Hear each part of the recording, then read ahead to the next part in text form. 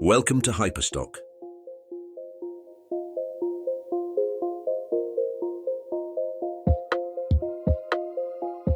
Go to Stocktake and click on Pick Wave.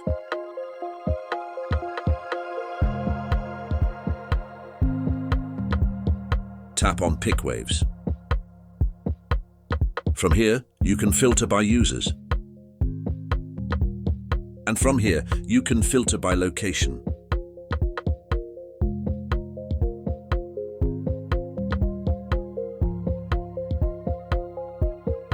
From here, you can find ongoing or completed pick waves.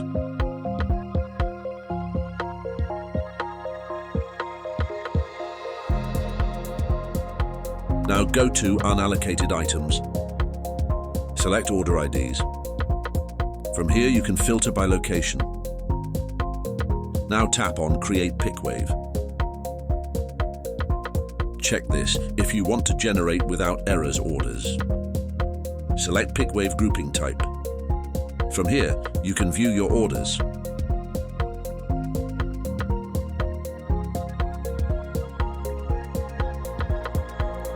And finally tap on Generate Pick Wave.